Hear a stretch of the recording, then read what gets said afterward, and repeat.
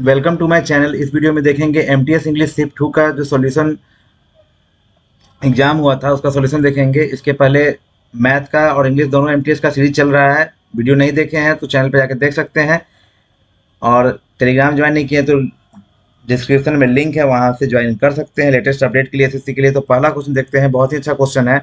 Grammatically ये ढूंढना है तो पढ़ते हैं इसको। तो यहाँ लिखा हुआ है कि will you listen me when I tell you the details. ठीक है, तब यहाँ पे गलती क्या है तो ध्यान देंगे कि लिसन, जो लिसन होता है, लिसन जो होता है हमेशा अपने साथ क्या लेता है, टू लेता है। कब टू लेता है? जब इसके पहले जो एक यहाँ पे सब्जेक्ट होगा उस वो होगा तब जाके टू लेगा। तो इसके लिए रूल क्या है उसको देखते हैं। रूल ये है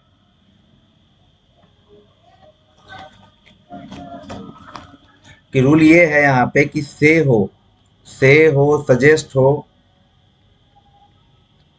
प्रपोज हो, स्पीक, इंजॉय, एक्सप्लेन। इंजॉय नहीं होगा, एक्सप्लेन होगा।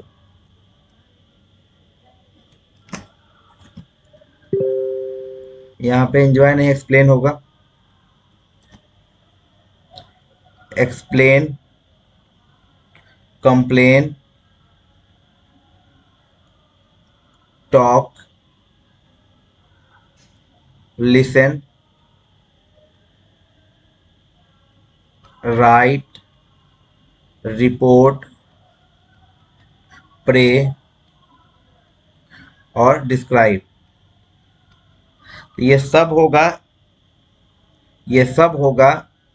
इस सब के साथ क्या आएगा, टू आएगा। कब? जब ऑब्जेक्ट कोई पर्सन होगा। ऑब्जेक्ट कोई क्या होगा, ऑब्जेक्ट क्या होगा, कोई पर्सन होगा। तो यहाँ ऑब्जेक्ट जब देखेंगे ध्यान से, ये तो सब्जेक्ट हुआ यहाँ पे, और लिसन मी, ये ऑब्जेक्ट है यहाँ पे। तो ऑब्जेक्ट मी है, तो मी यहाँ पे क्या है, एक पर्सन है। पर्सन होगा तो यहाँ पे लिसन के साथ क्या आएगा, टू आएगा। क्लियर हो गया यहाँ पे? तो यहाँ पे ईयर पता चल गया क्या हुआ। ईयर क्या है मेरे पास, लिसन के साथ क्या होगा, यहाँ पे टू होगा। तो ऑप्शन मेरा वन यहाँ पे क्या होगा, आंसर होगा।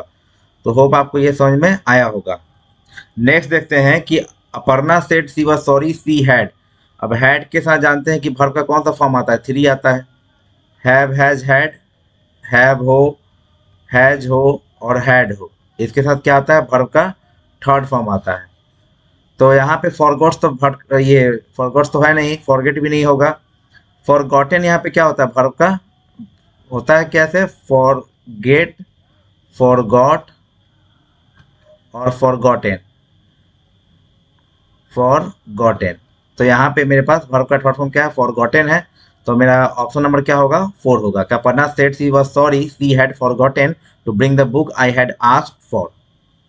ठीक है, नेक्स्ट देखते हैं कि we would be grateful if you dash let us know what medicine we should take for the element. अब एलिमेंट क्या होता है उस पर ध्यान देंगे। एलिमेंट का मतलब क्या होता है, एक तरह का बीमारी होता है। एलिमेंट क्या है, एक तरह का बीमारी होता है, एक इलनेस होता है जो उतना सीरियस नहीं होता है, नॉट वेरी सीरियस। तो देखेंगे we would be grateful if you. अब देखेंगे यहाँ पे क्या वुड लगा हुआ है, पास्ट है, शुड है, पास्ट है। तो ये दोनों तो गया मेरा ऑप्शन, ये दोनों तो लगेगा नहीं। अब कुड लगेगा कि शुड लगेगा, ये ध्यान देना। तो कुड किसके लिए इस्तेमाल होगा और शुड किसके लिए इस्तेमाल होगा, उस पर जाके फोकस करेंगे तो क्वेश्चन हो जाएगा। तो यहाँ पे कुड जो उसका इस्तेमाल होता है मेनली किसके लिए होता है, सजेशन के लिए होता है, पॉसिबिलिटी, मेनली पॉसिबिलिटीज के लिए होता है, कि make, possibility to make suggestions और रिक्वेस्ट। सजेशंस और रिक्वेस्ट के लिए इसका यूज करते हैं। और यहाँ पे और शुड जो इस्तेमाल होता है,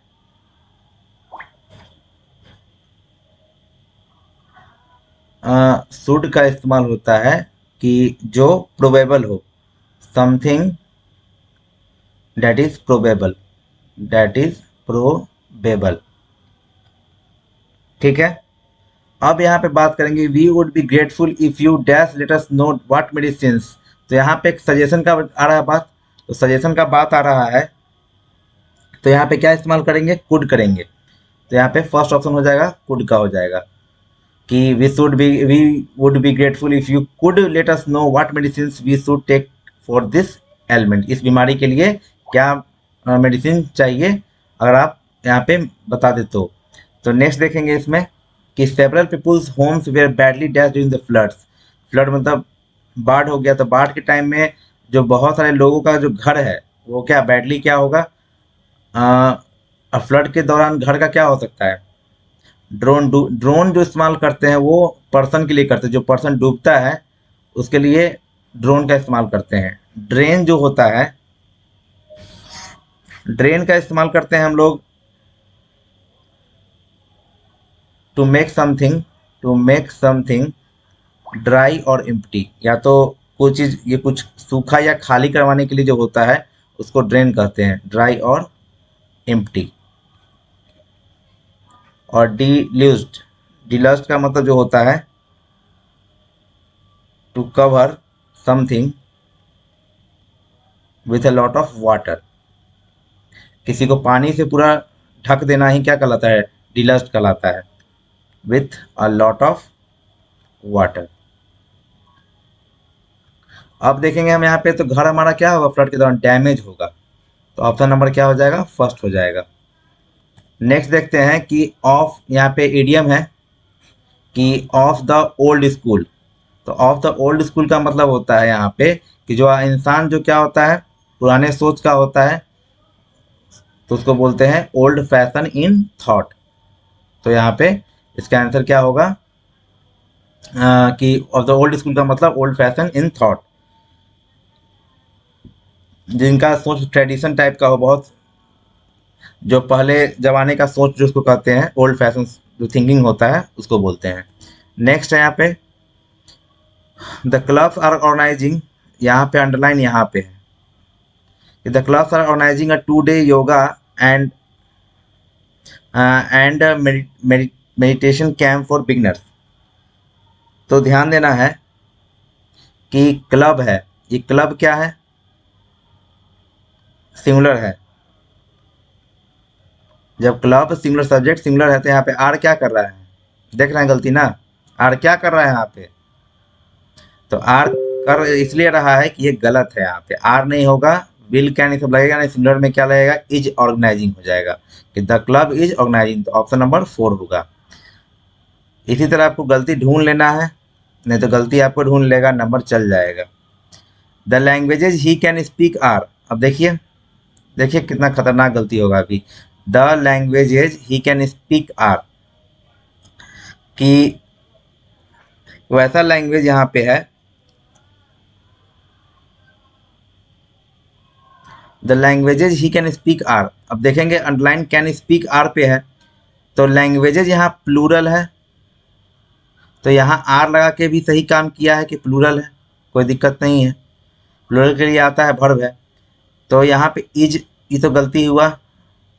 अब यहाँ पे is, the languages he can speak, he the languages he is speaking, the languages he is speaking are, नहीं, अभी बक नहीं रहा है, बक सकता है, बोल सकता है, क्या क्या लैंग्वेज बोल सकता है यहाँ पे, तो यहाँ पे कैन का इस्तेमाल होगा, पॉसिबिलिटी है यहाँ पे। तो इज कैसे आ रहा है, अब विल स्पीक, ये तो और नहीं होगा, तो ये सब गया, ठीक है।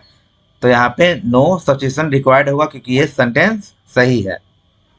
नेक्स्ट देखते हैं, if there had not been such a long queue I could have return back, पढ़ते ही मार दीजिए, ये तो क्या कहें, दम पूछ पूछ के टीसीएस नहीं थक रहा है, रिटर्न बैक वाला, सीजीएल हो, सीएचएसएल हो, कोई भी एग्जाम हो, एकदम रिटर्न बैक, ये तो एकदम फ्री का नंबर है, ले लीजिए, नहीं तो दिक्कत होगा कि दोनों इस्तेमाल एक साथ कभी नहीं होता है। ये कहलाता है, चैप्टर है, छोटा सा चैप्टर है, सुपर फ्लुअस है, बोलिएगा तो पढ़ा देंगे।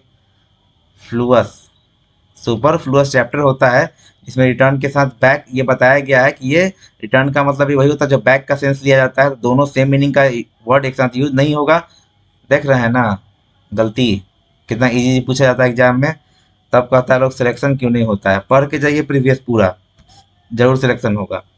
टेंसाइल, टेंसाइल पूछ रहा है साइनो। अब देखेंगे, देखिए स्ट्रेच, टेंसाइल का मतलब तो होता है स्ट्रेचेबल ही है, जिसको जिसको हम कोई चीज़ को क्या कर सकते हैं, स्ट्रेच कर सकते हैं, उसको टेंसाइल बोलते हैं। रिलैक्स इसका जस्ट उल्टा हो जाएगा,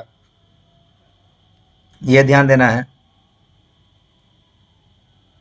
इसका मतलब एक और अच्छा मीनिंग लिखेंगे स्ट्रेचेबल का मतलब, तो extend in length, x tends in length, लंबाई में जब उसको बढ़ाते हैं तो उसको बोलते हैं टेंसाइल।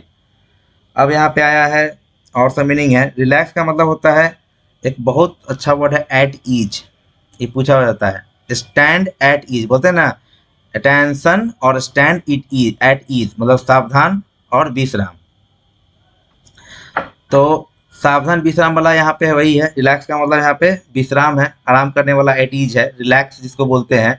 और इसको एक और बोलते हैं being at rest, at rest. ठीक है। अब एंक्सियस, एंक्सियस का मतलब बहुत अच्छा वर्ड होता है कि कोई डरा हुआ होता है, एफ्रेड, एफ्रेड हो, चाहे बोल सकते हैं नर्वस। एंक्सियस का मतलब नर्वस।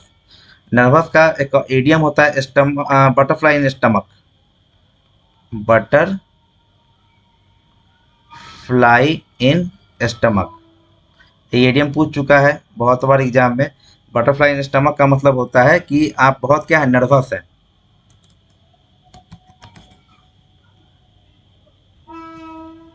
तो यहाँ पे नर्वस का एक और बता दिए कि इडियम होता है, यहाँ पे बटरफ्लाई या बटरफ्लाई इन स्टमक का पूछा जाता है, इडियम है ये, तो ये बता दिए। और वरीड, वरीड का मतलब होता है कि मेंटली ट्रबल्ड, जो दिमागी तौर पे जो लोग सोचता है ना, चिंतित रहता है, उसको बोलते हैं कंसर्न्ड, कह सकते हैं कंसर्न्ड जो होता है उसको बोलते हैं वरीड कहते हैं। तो मेरे ख्याल से सब तो बता दिए, समझ लीजिए इसको। तो आंसर तो पूछ गया ना, क्या हुआ, नहीं तो कहेगा कि आंसर ही नहीं बताया। फर्स्ट हुआ इसका आंसर। अब देखते हैं कि मिस स्पेल्ड गलती कौन है, वो ढूंढना है। तो देखेंगे आयरनिंग, आयरनिंग मतलब है आयरन से रिलेटेड है, प्रेस आयरनिंग इसको बोलते हैं। ट्राउजर्स पता ही है। और गारमेंट और क्लॉथेज, क्लॉथेज मतलब कपड़ा, गारमेंट में जो होता है वो होता है GAR और MENT, गारमेंट ये होता है। गारमेंट्स का मतलब होता है कि one piece of clothing, one piece of clothing, ये गारमेंट हो गया। नेक्स्ट देखते हैं कि keep someone in a loop, keep something someone in a loop, ये पूछ रहा है, इडियम पूछ रहा है हमसे। तो इसका मतलब होता है कि किसी को जब हम सब कुछ जानकारी दे देते हैं ना, तो उसको बोलते हैं give someone in a loop, कुछ दे रहे हैं, give. To keep someone in a loop मतलब कि give them all the information, सब जानकारी बक देना दम। तो यहाँ पे टू रिवील सीक्रेट भी कह सकते हैं कि रिवील सीक्रेट करना। Take good care of them, make them do exercise regularly, save all their numbers, ये सब नहीं है। इसका मीनिंग है keep them all the informations, मतलब कि सब जानकारी बक देना। ज़्यादा सब लड़की के केस में होता है, इसलिए बच के रहिएगा, ज़्यादा इसके वाला लव नहीं हो जाए कि आप सब कुछ उसको अपना बक दीजिए और फिर आपका उसी का फायदा उठाएगा। तो जेलस है, यहाँ पे जेलस में दो कन्फ्यूजन होता है, एक जेड से होता है, एक होता है जे से होता है। तो दोनों में ध्यान रखना है कि मीनिंग का कुछ फर्क होता है। एक होता है JEALOUS, देख रहे हैं ना, एक ही वर्ड का डिफरेंस है, जेड है यहाँ पे क्या है, जे है। तो ये जेलस का मतलब और ये जेलस का मतलब, ये जो ईर्ष्या होता है,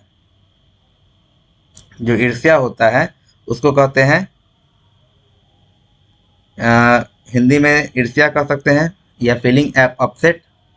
जेलस का मतलब फीलिंग अपसेट या एंग्री, किसी चीज़ से गुस्सा हो। तो जेलस यहाँ पे ये कह सकते हैं कि जो चीज़ आपको चाहिए किसी और को मिल गया तो उसको देख के बहुत गुस्सा होता है, मतलब कि आपकी गर्लफ्रेंड किसी और के पास है, जिसको गर्लफ्रेंड बनाना चाहते हैं वो किसी और की बन गई है, तो आप क्या फील कीजिएगा, जेलस फील कीजिएगा। तो यहाँ पे ईर्ष्या हो गया इसका मतलब। नेक्स्ट देखते हैं जेलस, ये जेड वाला, जेड वाला जेलस में क्या होता है, किसी का स्ट्रॉन्ग डिजायर होता है, strong desire to do something, to do या गेट समथिंग। तो यहाँ पे इसका मतलब होता है कि बहुत ज़्यादा एकदम क्या कर मेहनत करना किसी चीज़ के लिए, प्रयास करना। जैसे आप एसएससी का एग्जाम निकालने के लिए पूरा डिज़ायर है कुछ ये पोस्ट पाने के लिए, तो उसका यहाँ पे एंक्सियस अभी बता दिए, कुछ देर पहले ही बताया। एंक्सियस का मतलब क्या होता है? नर्वस होता है, नर्वस होता है। इसका इडियम भी बताए थे, बटरफ्लाइज इन स्टमक, देख लीजिएगा। ईगर का मतलब क्या होता है? ईगर इज, यहाँ पे एंटो पूछ रहा है आपसे, तो यही जेलस यहाँ पे ईगर हो गया। एनवाइड इज व्हाट? एनवाइड का मतलब होता है फीलिंग एंग्री, फीलिंग एंग्री। और यहाँ पे इनडिफरेंट, इनडिफरेंट का मतलब होगा नॉट इंटरेस्टेड। इनडिफरेंट का मतलब नॉट इंटरेस्टेड, नॉट इन, डल जिसको बोलते हैं इंटरेस्टेड। मोनोटोनस, इस इंडिफरेंट का मतलब होगा एक मोनोटोनस भी होता है। तो यहाँ पे इंडिफरेंट का मतलब होता है मोनोटोनस, डल होता है। मोनोटोनस, मोनोटोनस का मतलब क्या होता है? डल होता है। तो ये यहाँ पे तो किसी चीज़ के लिए स्ट्रॉन्ग डिजायर है, किसी चीज़ को पाने के लिए। यहाँ पे इंडिफरेंट होगा,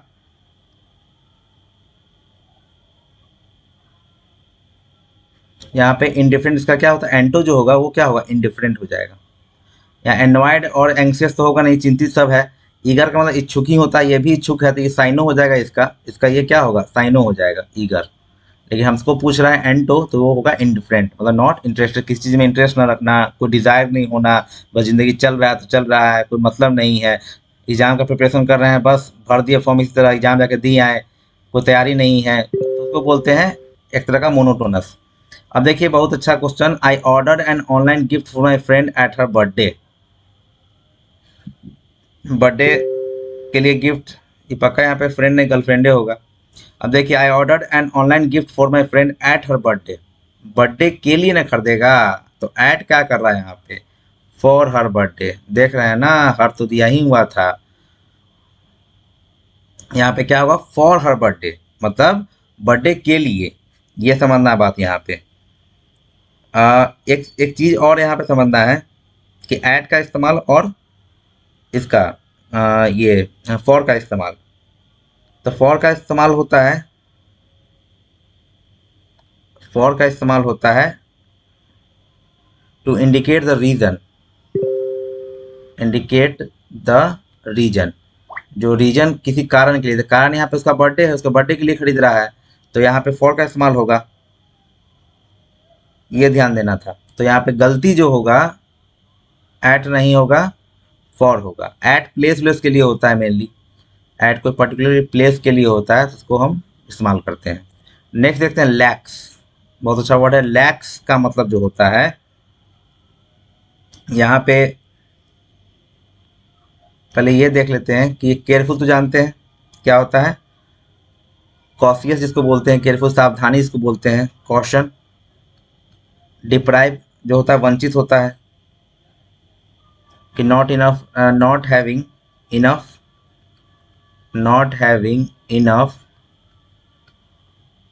of the basic things, of the basic things. उसके पास जो बेसिक थिंग्स है वो सब नहीं है, जैसे क्या? फूड नहीं है, मनी नहीं है, फूड नहीं है, मनी नहीं है। इसके साथ जो आता है प्रीपोजिशन जो आता है डिप्राइव ऑफ होता है, याद रखना है, बहुत पूछा जाता है। डिप्राइव के साथ प्रीपोजिशन ऑफ आता है। नेग्लिजेंट पता है? नेग्लिजेंट का मतलब होता है लापरवाही जिसको बोलते हैं, नेग्लिजेंट जिसको मतलब कि इसको ध्यान, इस पे ध्यान न दिया जाए। और नीडी जो होता है, नीडी जिसको जरूरत हो,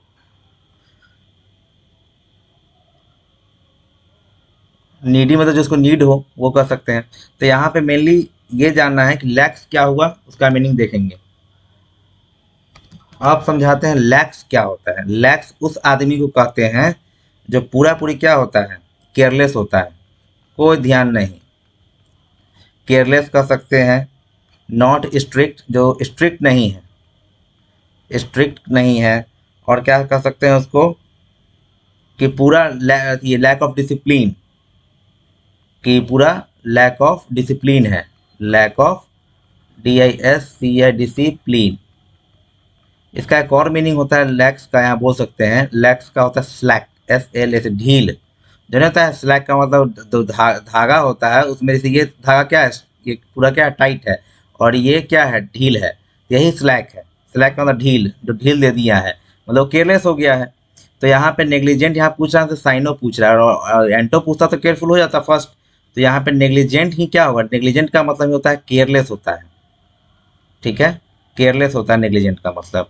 इतना अच्छा समझा रहे हैं, वीडियो को शेयर कर दीजिएगा कि और ज़्यादा हौसला बुलंद हो जाए कि और अच्छा से अच्छा वीडियो बना पाए।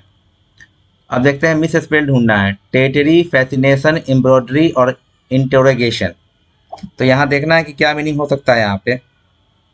तो इसमें देखेंगे टेरिटरी का मतलब होता है वह क्षेत्र शासन करने वाला। तो ये TERRIT जब प्रैक्टिस करते हैं तो मीनिंग सही वर्ड है उसको भी लिखा कीजिए, तब पता चलेगा कि कहाँ पे गलती हो सकता है। आगे जब मिलेगा तो प्रैक्टिस सबको करना है, मिस स्पेल्ड हो या करेक्टली स्पेल्ड हो तो उसको लिख के देखिए कि टी तोड़ तोड़ के पढ़िए स्पेलिंग के साथ कि TERRITORI, इसी में ये कर देगा टेरिटरी। आपको अच्छा लगेगा सुनने में कि अच्छा हाँ ये तो ठीक ही है, टेरिटरी होता है। तो अच्छा सुनने में नहीं जो एग्जाम पास कर पाता, जिसका प्रैक्टिस होता है वही पास करेगा एग्जाम को, ये ध्यान रखिएगा। तो यहाँ पे ए ना होकर क्या होगा, वो सही दिया हुआ था फैसिनेशन। तो फैसिनेशन का मतलब क्या होगा, पहले स्पेलिंग देख लेते हैं कि FAS फैसी।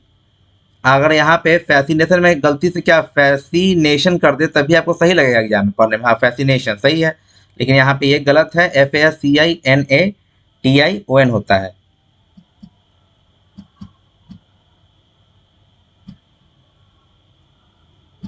Fascination, fascination.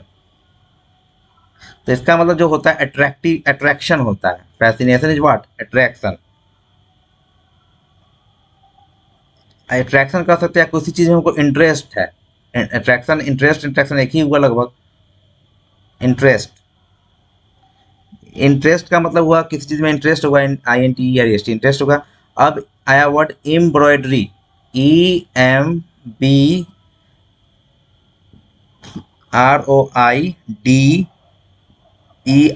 होता है, ये ध्यान रखना है कि जो ए है यहाँ पे यही ई होगा एम्ब्रॉयडरी। तो मिस स्पेल्ड हमको मिल गया थर्ड नंबर। तो एम्ब्रॉयडरी का मतलब वही होता है कि ये कपड़ा को जब हम डेकोरेट, ये पैटर्न से डेकोरेट करते हैं उसको क्या बोलते हैं, एम्ब्रॉयडरी बोलते हैं। Decorating a cloth, decorating a cloth with pattern, with pattern. अब नेक्स्ट है लास्ट, ये तो सही होगा, इंट्रोगेशन। इंट्रोगेशन मतलब पूछताछ होता है, पता होगा, जिसे पूछताछ करते हैं, इंट्रोगेट करते हैं। कोई क्या, कोई किसी से कुछ पूछना है तो क्या करें, जब पुलिस क्या करती है इंट्रोगेट करती है। तो यहाँ पे इंट्रोगेशन में देख लीजिए INTERR होता है जी, इंट्रोगेशन, ये ध्यान देना है। तो चलते हैं नेक्स्ट क्वेश्चन, आंसर थर्ड हुआ स्लीक। स्लीक का मतलब जो होता है, पहले यहाँ देख लेते हैं कि स्मूथ है, इजी है, डल है और फ्लैट है। तो स्लिक का मतलब जो होता है स्मूथ या शाइनी होता है, स्मूथ या शाइनी। तो बस, तो समझ रहे हैं क्या इसका मीनिंग हो। डल इसका एंटो हो जाएगा क्योंकि हमसे एंटो पूछ रहा था। तो डल इसी का एक वर्ड होता है मोनोटोनस, मोनोटोनस। अब यहाँ पे स्मूथ तो इसका साइनो हो जाएगा, तो ये तो होगा नहीं। फ्लैट, तो फ्लैट मतलब हुआ समतल, इसको बोलते हैं फ्लैट। इजी मतलब जानती हैं कि इजी होता है। नेक्स्ट देखते हैं, this is the ground which is dash to be the highest cricket ground in the world. अब देखेंगे कि यही, ये वही ग्राउंड है जिसको क्या किया गया है, तो उसको कवर किया गया है। कंसील का मतलब छिपाना होता है, हाइड करना होता है किसी चीज को। Hide something is the conceal, hide something. तो ये तो होगा नहीं, कंसील होगा नहीं। क्लियर किया गया नहीं, कंसीडर्ड किया गया है। कंसीडर्ड का मतलब होता है,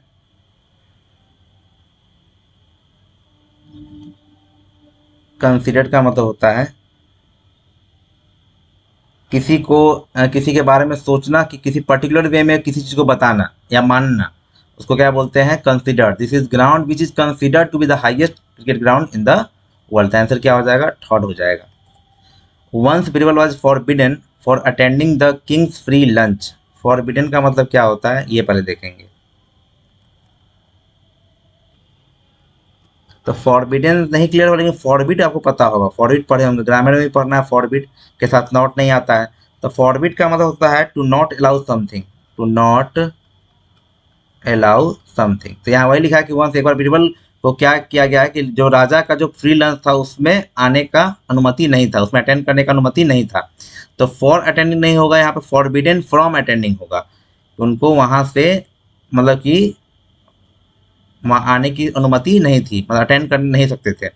अब देखेंगे टू बी अटेंडिंग नहीं होता, to be attending, to be plus V3 होता है, टू बी प्लस V3 होता है, टू बी अटेंडेड होता है, क्योंकि टू के साथ बी लगता है तो ये पैसिव का स्ट्रक्चर है ये। उसके बाद in attending, once people was forbidden in attending, ये भी नहीं होगा। Smoking is forbidden inside the building.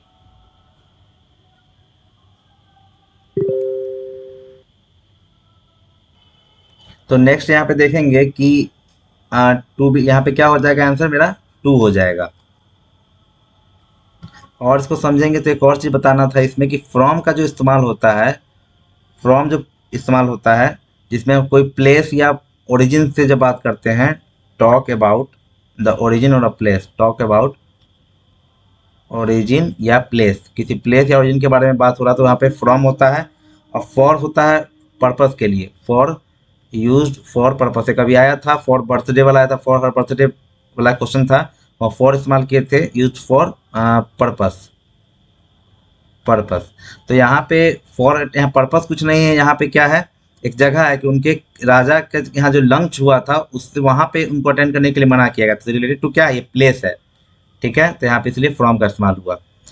Next है कि पर्सन हु कंपाइल डिक्शनरी, बहुत ही सड़ा हुआ पुराना क्वेश्चन, लेक्सियोग्राफर कहा जाता है उसको।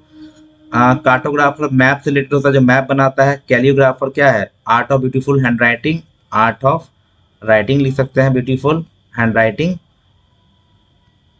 और यहाँ पे क्रिप्टोग्राफर, तो क्रिप्टोग्राफर जो होता है द आर्ट ऑफ या स्टडी ऑफ कह सकते हैं, टेक्निक्स ऑफ सीक्रेट राइटिंग, ये सीक्रेट राइटिंग जो होता है उसको बोलते हैं क्रिप्टोग्राफर, सीक्रेट राइटिंग।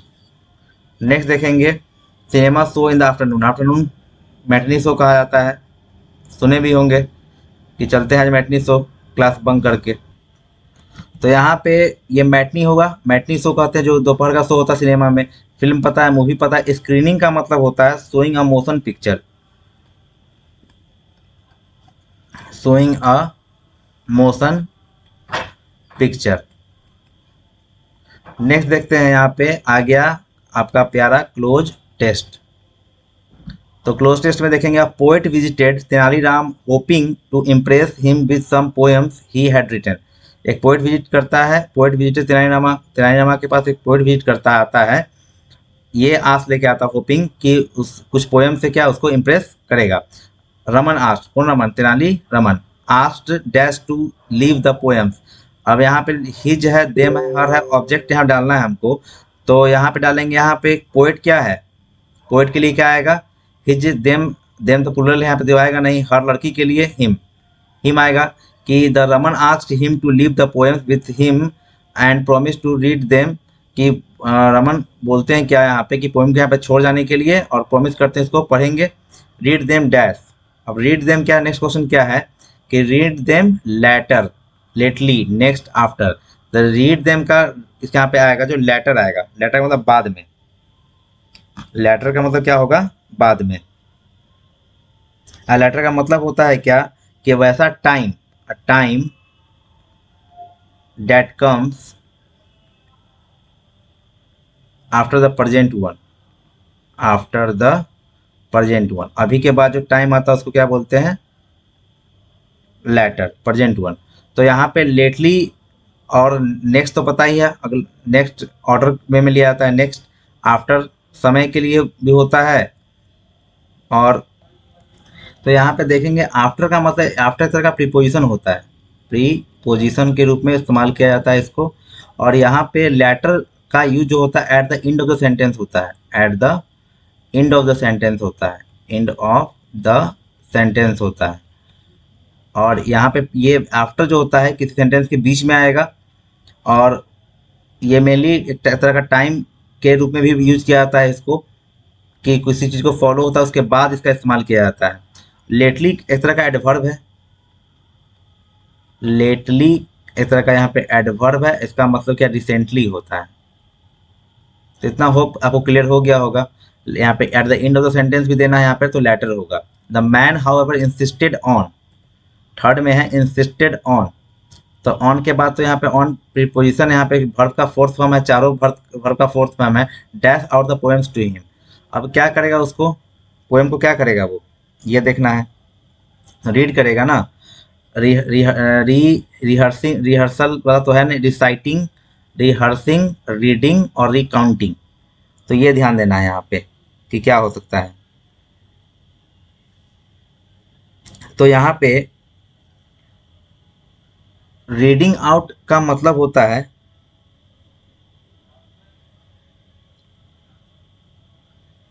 सिंपली एक तरह का रीडिंग देना, पढ़ना उसको, कि the man how ever insisted on, जो मैन था, आदमी था, जो आया था, वो इंसिस्ट जोर क्या डाला था कि इसको reading out the poems to him, कि वो पढ़ेगा पोएम उनके लिए, किनके लिए, तेनाली रामा के लिए।